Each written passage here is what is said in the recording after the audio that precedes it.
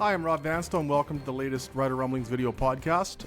This is volume 2, number 5 or 6. I'm already losing count, and we're not even past 5 or 6. This is the incredible shrinking Murray McCormick, our once circular football scribe who's done amazing things to alter his appearance. I'm getting down to well-being. Defensive lineman weight. So my goal is to be a linebacker. My goal is to stay below your weight, and this is going to be really tough. That's my goal, is to beat your weight. As of Saturday, I was 247.6 pounds, down from 253 over a couple of weeks. But you're liable to lose 5 pounds during this podcast. I probably can. I was 263 the other day. So, my goodness, yeah, you're a pretty big load from a lot in March. Hopefully, this is a much lighter podcast. By the time football season gets here, I'm hoping there's 100 pounds less combined of the podcasters. I think that would be nice. Well, it all started for me at training camp. Well, I worked before, but I wanted to lose 10 pounds at training camp, and people know the football foodie. I eat well on the road. So I figured if I lost 10 pounds, it'd be like losing 20 because I wouldn't gain the 10 pounds. So it's a long time ago, but anyway. And you even ate smartly during the Super Bowl yesterday, as did I. Yes.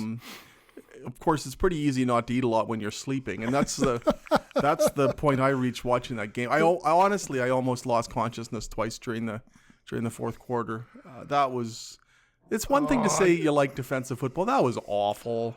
What part of it was absolutely awful? Just because boring and oh my goodness, that was terrible. As a proud supporter of the black and gold Steelers from the way back in the glory days when defense won championships, I loved it.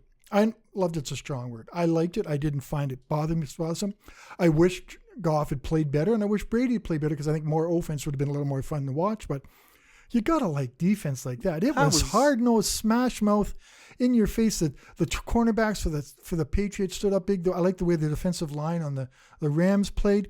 Jared Goff, awesome, gets him to that point. He's not ready to get him past that point. And I think Bill Belichick, hats off. And I hate to say hats off to Patriots because we all kind of have an inner dislike for the Patriots, but a lot of credit to Bill Belichick and his defensive coordinator. And they took what Rams had, which is probably should be running the ball, which still haven't figured out why they haven't used Todd Gurley. Why don't they use Todd Gurley? But they took that out of that game, and then they did well. And Tony Romo kept breaking it down. Like Tony Romo was a Super Bowl MVP. He was very good, but even he had a hard time finding some things to point out because there really wasn't anything to point out.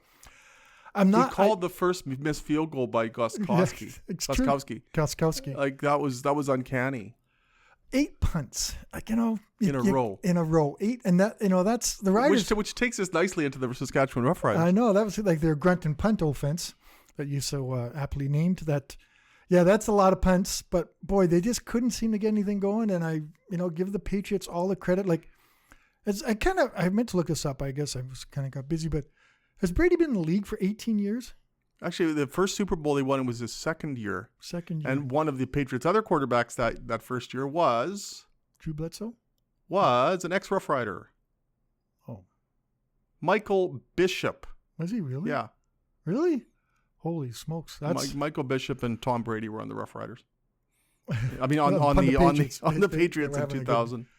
Okay, so to think he's been around that long, and everyone keeps finding ways to knock him down, from his wife to the way his attitude is. So he's done that great interview. But boy, you just watch him. He had one drive. You knew he was going to make the play. He had to do one drive to win that game, the way it shaped up. And what a drive. And what a dime he dropped to Gronkowski. Yeah. That was just, sure, it's boring, no offense, but that pass play, one for the Super Bowl ages. I think it was just a dime in there. And then they handed it off to Michelle, whose brother played for Calgary. For Calgary, so that's a pretty athletic family. But they've had a good few months. Like, where the Patriots stack up like 20 or 30 running backs, so there's always going to be somebody in there has some connection to somewhere. But that pass to Gronkowski, Julian Edelman, wow, what a game! Like, amazing. Like, no one kind of thought about him. It might be the worst beard in sports since Andrew Luck's beard, but kind of nice that his wife's probably looking forward to shaving that thing off.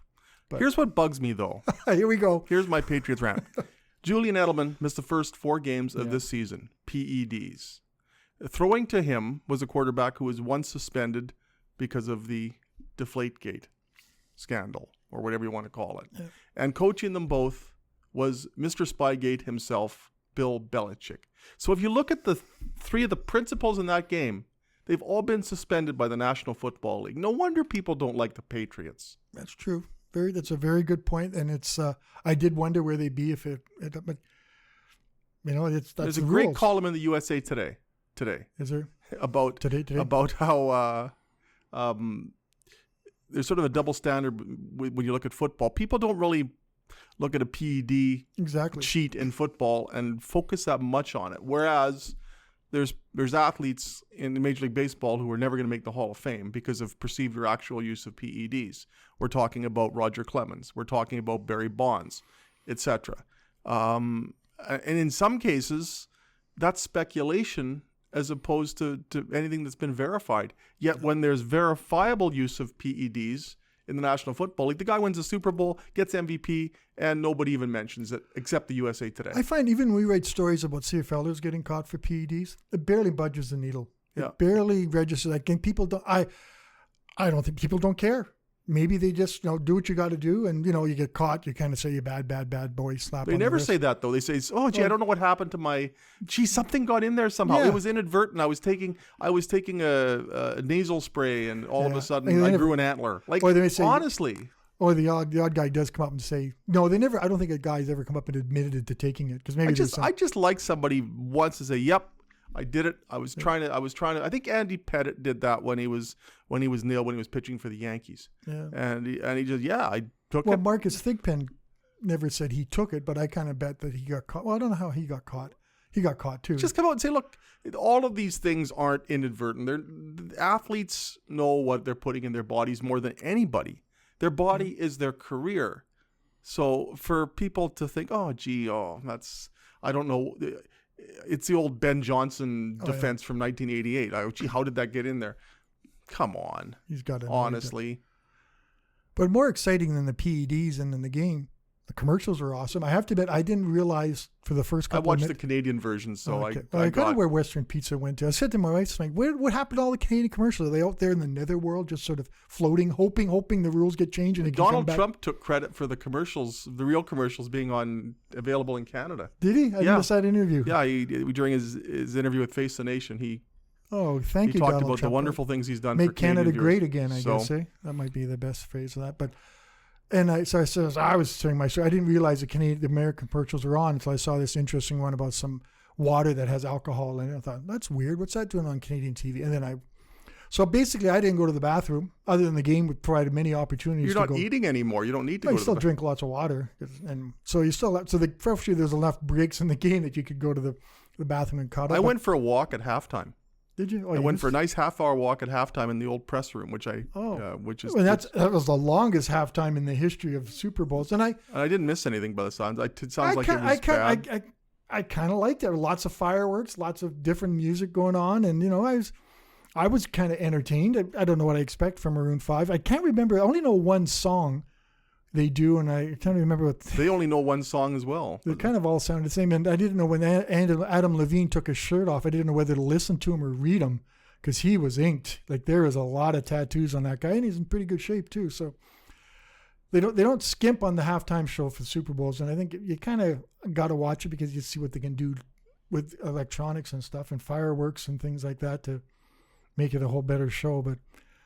And then I don't know if you watch the pregame stuff. I'm giving kudos to TSN because their pregame stuff for the Grey Cup was far more interesting. I tweeted yesterday how boring the pregame show was. I was trying to think. I was watching golf. I was trying to watch Ricky Fowler, see how he could explode 3 different times before he actually went on to win that tournament. Did you see the intro though with Peyton Manning? Yes, that was hilarious. And John Malkovich. Oh my goodness, that was tremendous. Yeah, that intro was better than the entire football game. Peyton Manning wins his 3rd Super Bowl yesterday. There was also the one where they had the NFL veterans all eating dinner. Did you see that one? See that one. There's a banquet, and then they inadvertently they're throwing a ball around, and then a ball ends up on the floor, and you could see the defensive lineman and the offense, ball, and just turns into this huge brawl. If you're out there in the world and you're going to go and Google something, that's one well worth watching. And I guess Glenn Love, who was here as a special teamer, and I think was Montreal last year, was a stuntman in that movie. And that was that right? It's like a movie. I saw he tweeted that last night, so maybe he didn't do much. He didn't have a heck of a lot here, but he was pretty good. So there's a little tie to the Riders that we can keep calling his Rider Rumblings, I guess. And what else can we do to validate the title? Very little has changed in the weeks since we last did one of these podcasts. We're on the cusp of changes, though. They're still looking for a defensive core. They still have yet to re-announce their coaching staff. Exactly. Yeah. And we're still waiting for the 2020 Grey Cup to be awarded. I found it interesting that 3 Down Nation announced that Jason Shivers had an interview. Some of it goes, yeah.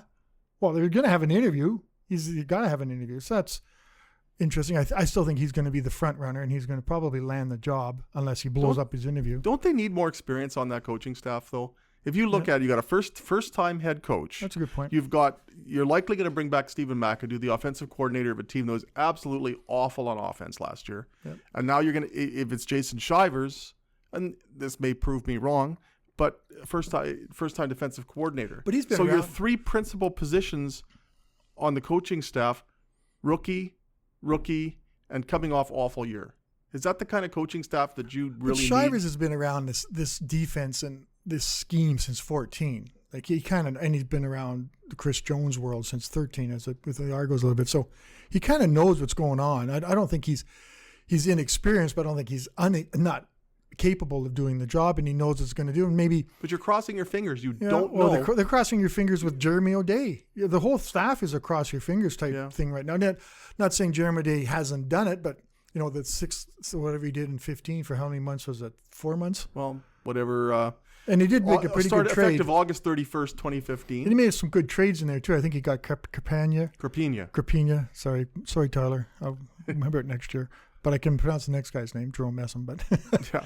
And wasn't Kevin Glenn thrown in there too? Yeah, I traded Kevin Glenn to Montreal for a 6th. So he could make some deals. Good thing. That's why I keep you around. Kevin Glenn for a 6th isn't really much of a deal. I keep you around because you remember all that stuff, and the offseason my brain turns to mush because I'm still enjoying all the commercials. The Bud Light commercials were hilarious. But I don't know. You're right though. If you look at the unknown commodities in this team, you don't know if Jeremy O'Day can be a general manager. You don't know if Craig Dickinson can be a head coach. You don't know if Jason Shivers can be a defensive coordinator. You don't know if Stephen McAdoo can. Well, I think he might be the most known commodity of the bunch, though. Yeah. As much as there's this specter of last season that's hovering over Stephen McAdoo, you also have to give him 2017 when they led the league in touchdown passes with 35, and he won a Grey Cup as the offensive coordinator with the Eskimos in 2015. But the fact remains that offense last year was just horrible. I think if that offense last year was the Super Bowl yesterday. If they don't have that offense last year and he performs at the level that he's sort of maintained or set, he's the head coach now. And I still don't think, I know Jeremy interviewed him, I don't think they could have sold him as a head coach. And I don't think unless he comes back this year and they light it up, they get a quarterback that can do stuff that can make that offense kind of work, kind of more from a grunt and punt to a, I love that phrase, by the way. Thank you. I'm going to use it more often. That's going to be good. Yeah, it'd be like your welcome phrase for you, your catchphrase. To make an offense that's better than the Super Bowls, and maybe they get a quarterback that can work with it and they can do these kind of things. Maybe his chances of being a head coach are revived, but he's got to come back and they've got to do something on offense this year, or it's going to be another frustrating season. Because I don't think they're going to be defensively as strong. I just don't. Well, so much depends upon what's happened. They've already lost Sam McGuavin. Yeah. Now, if they lose Willie Jefferson, and you look at the pool of free agents. If you lose Willie Jefferson, there's not a Willie Jefferson out there for you to sign, is there? No, Toby Antigua. Maybe there's nobody who's going to have that kind of impact as far as a defensive player as Willie Jefferson. And we know Willie's followed Chris. Yeah. It's kind of been that Chris Jones and Willie Jefferson have been friends and together for a while. So there's that kind of that pattern there. And does he go to the NFL if Chris can sell him down there? He's had a couple of chances and then it's really stuck. So. And if not, he's really not guaranteed to come back here now that Chris Jones isn't here. I mean, that he does have some ties to the community, with the touchdowns for dreams, and I don't know how much that plays into a player's mind that they want to do that kind of thing. But yeah, I think if he's gone, I know it's not exactly one that busts the newspapers or the deadlines, but re-signing Mike Edom was pretty big. He's a very versatile guy. He's one of those leaders on the team, and that keeps that secondary, which was pretty good for the most part. They got 9 picks between them, 10. They kind of part of that defense turning things into touchdowns. So getting Mike Edom back was a pretty big signing, and he's going to get his money. So I think it's not going to be on the Mike Riley side of things. But here's the question: what if they don't get a Mike Riley? What if they don't get a quarterback? What if they don't land one of the well, it's three basically: Riley, Bo Levi, and Harris. And it won't be Bo Levi. I mean, he's going back. He'll go back to Calgary. So do they look at other free agents? Do you kind of say, well, we better load up on receivers because we're going to have Kevin Glenn throwing short passes to someone? I remember, though, in 96, there was the dispersal draft after the American teams folded. And then they brought in Rod Harris, a really good receiver. And they brought in Curtis Mayfield.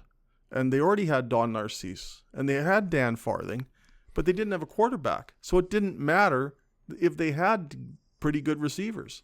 Because they had Kevin Mason, Warren Jones, Heath Rylance, and Jimmy Kemp. But they're not. Are they in that position this year because they don't have a quarterback because of their own fault? Or did just things kind of circumstances mounted against? But and I know we're going to, because Zach Claris's name was a total botch job with the quarterbacking last year. They didn't get anywhere with what they did, and they didn't develop anybody. But as I've said many times before, in January they got the best quarterback that was available. He just wasn't the best quarterback from May till November. You couldn't count on him. No, and we're going to find out. So they did that. They went out and they did what they had to do. We only had a 1-year deal because of the way the CBA lines up. But maybe in a world where Zach comes back and plays like 15 or 16, maybe it's a different world. But it was just not 16, but 15. So maybe that kind of bounced. But and I'd say the top three are the top three. And the rest of them, you go, ooh, I don't like Jonathan Jennings. I don't know. It's funny how Jonathan Jennings is playing himself out of the favorite role, but having not played it down. Here's what bugs me about Jonathan Jennings. If a divisional rival that doesn't currently have a quarterback that they can count on is so determined not to bring back Jonathan Jennings, isn't that a red flag? With lights flashing? Shouldn't that tell you something about Jonathan? If they're that determined that Jonathan Jennings, who had such a tremendous season in 2016, isn't their guy, shouldn't that just be a scarecrow? Exactly. I'm thinking exactly. Those are good points. It's not like, okay, we can't make a deal. It'll go to free agency. It's like, we don't want him back. Yeah. Go away. That's but what do they scary. do, Rob? What do they do? Like, this is, we're kind of looking free agency, trying to figure out what are the Riders' holes. Well, the Riders' holes are quarterback. Maybe a little depth at defense, and receiver, maybe a little depth on the offensive line, a little bit. Just get some Canadian depth because you always need that. But they're okay on the offensive line. They're okay defensive line. You don't. No. Defensive line's a hole to me. Yeah, but Charleston Hughes did nothing over the second half of last season. But you got Zach Evans back. You sign a guy and like Eddie Willie Steele. Jefferson's. Yep. The defensive line's very good if Willie Jefferson comes back. If he doesn't come back, it's blah. Yeah, and the linebackers. Sam McGuavin was good, but you couldn't find a linebacker. It's kind of like running backs. I think they can always find a good linebacker. Mind you, Sam McGuavin, not putting him in that category. Don't send me any emails. But, and then the secondary is pretty good, and they got good special teams. They're going to have two of the best place kickers in the league with Lowther and Crapena. That's a big thing they got to decide. What are they going to do there? That's Brett Lowther next. Yeah, I think it is. Yeah, I think it is too. And Josh Bartello will kick around for a while, literally kick around for quite a while. And so it's a quarterback. And we're going to write thousands of words on what's going to be happening in free agency. I don't know if there's thousands of words what's going to happen on free agency. Well, there's books about what the Rough Riders need to do at quarterback. Yeah, I know. Like, someone could ever write a book about that. I think I'll do another one. Maybe you should. But it's interesting, though. Like, what if Mike Riley doesn't come here? What if Trevor Harris doesn't come here? And so what if the discussion is suddenly Jonathan Jennings, or what do you do? Kevin Glenn? I wonder if there's a case for, you mentioned Kevin Glenn. I wonder if there's a case for, okay, we're going to take a year and we're going to develop a young quarterback. They started developing young receivers last year. Now let's develop a young quarterback and let's grow something here as opposed to plug in a different quarterback every year, as has been the case in recent years. Could they sell that to the Rider Nation? Look, we got a new head coach. We're kind of starting over from scratch with this regime, and we're starting with a neg list quarterback who we think can grow with this team. And then you sign, say, Kevin Glenn to provide mentorship and effectiveness when needed. Would people buy that if they saw a quarterback? It's like Plan Z, Plan. But wouldn't you? I would rather see that than say sign Jonathan Jennings. If you can't get one of the two marquee free agents, presumably you've got a negotiation list. Presumably you've got some kind of pipeline. There's somewhere in the neighborhood of 20 quarterbacks on the list too. So bring one or two of those guys in, and let's develop a quarterback here. But I think we may be repeating ourselves, but I kind of think you're developing a quarterback, you're taking a step back. You're not going to be 13-5 next year. But is that a price that's worth paying if you can be? Well, if you there's can no grow quarterbacks, if you can't get a quarterback, because obviously this is the year. If it's Jonathan Jennings, or forget it. Why not just mind your neg list? And this is the year there's going to be quarterbacks available as free agents, because I'm assuming with the CBA, there's two. That's right. And everybody wants them. So there's 2 elite quarterbacks. I don't think that's going to happen in the next little while, because the CBA is going to be for 4 or 5 years, I would think. They're not going to sign a short-term CBA.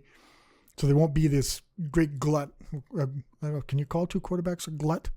Well, there wouldn't. I don't know what a glut generally refers to some quantity. Yes. So maybe perhaps an oversaturation. Yeah, maybe, or a couple of them. There's 2. You won't get 2 quarterbacks of that caliber becoming free agents again. For that hasn't been the history. I know you've also gone on your soapbox and said they should have the CBA settled by now. Oh, that's not going to happen. This is ridiculous. It's not going to happen. This is so ridiculous.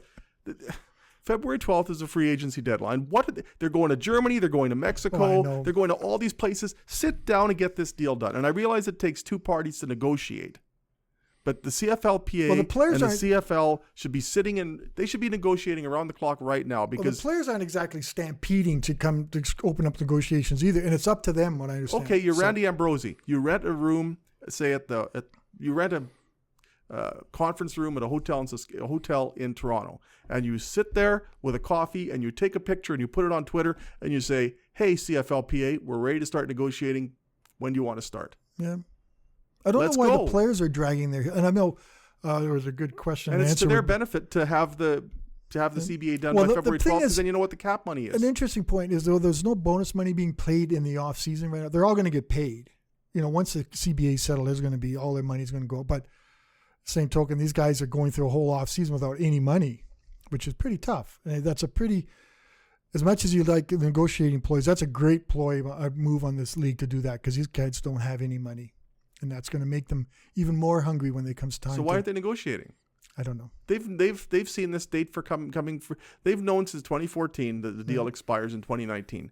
So where's the lack? Where is the urgency to get something done? I realize a lot of these things have to go down to the last minute in order for both sides to present their best offer and for an agreement to be made. But I think February 12th is as crucial a deadline as May or June or whenever the existing CBA expires. Sit down and start hammering this thing out, so that everybody, players, agents, GMs, knows what the cap number is when free agency starts. Yeah. How silly is this? All right, Randy, we know you're listening. So rent a hotel. It could be the Harbor Castle. Yeah. It can. Or Super 8. Super 8, Super 6. Super 6, a Days Inn. Whatever. Motel 6, that's what it is. Motel 6, yeah. Sorry. Just get a hotel room and make a grandstand a little and say, okay, we're ready to start talking. And, Randy Ambrosi has talked so much about the inroads he's made with the players. Okay, great. Let's see if there's any capital to be gained from that. Let's see if that is true. We'll know once they start negotiating. Is money going to be the issue? Money's always going to be the issue, but it seems to be more underlying things like player safety and the rules and kind of things. Not as much like how much the salary cap, how they're going to get this TSN pot, get more money from that is going to be a big part of it. But, there seem to be a lot of other issues in there than just money, but they need to get more money. The players if it's not a negotiation with the salary cap is the fundamental issue, it shouldn't be that difficult a session. Yeah. I mean, fundamentally, the money's always what people come to. Or at what do you think about this globe-trotting CFL? I don't know. Like, I kind of bought into Mexico a little bit. I'm kind of thinking. That's because you're going there. Well, I know. Hopefully. Kind of the German football league, and I understand Randy's, and the bottom line is the bottom line. You can't raise any more money in Canada for the CFL. So if you're going to bring in revenue, you got to expand beyond Canada, and that's not the whole reason, but pretty big point of this is they can get more money, more revenue, more TV streams from outside Canada. Now, do you think some kids watching saw that combine in Mexico and is dreaming of being a CFL kicker? I don't think so. I don't quite see it, but there still really isn't much of a plan that's been unveiled as far as what happens to these players that were drafted in the Mexican draft. Yeah, and I think someone puts a good. Can somebody clarify us on where this is all going? Clarify things on where this is all going. It just seems to me to be very haphazard. Well, there's a really good. I don't know if Drew Edwards wrote it on 3 Down Nation. I'm thinking that they're internationals. That's why you have that designation.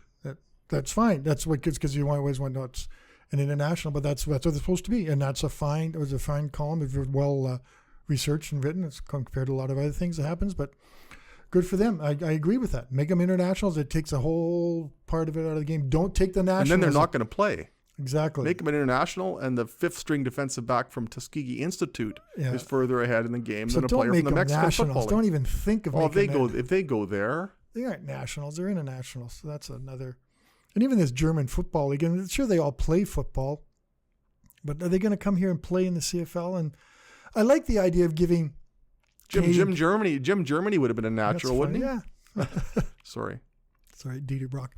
So I like the idea of giving Canadian kids a chance to go play in another league to further develop. That's the thing I like. Where do these kids go after college? Now you got a place for them to go.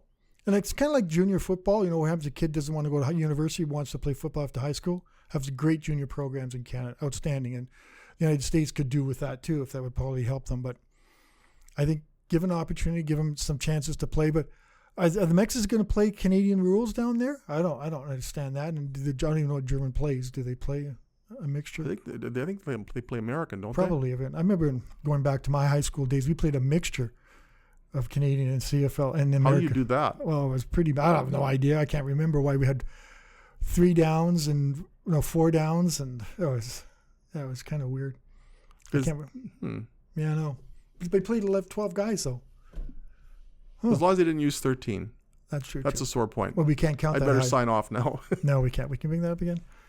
Anyway, no football for a while. AAF, are we going to watch that? I'll pay some attention to it, I think. I want to see if it's any good. I like the fact that there's something to fill the void between now and the beginning of CFL training camp. Should CFL teams be really worried? I don't think so. I don't think so either. I think what it's going to take, it might take that middle ground of players. Yeah. That's their talent pool. If you look at their quarterback draft, Marquis William couldn't play here. It was a bunch of nobodies that even players who've been found wanting at the CFL level, such as you cited. So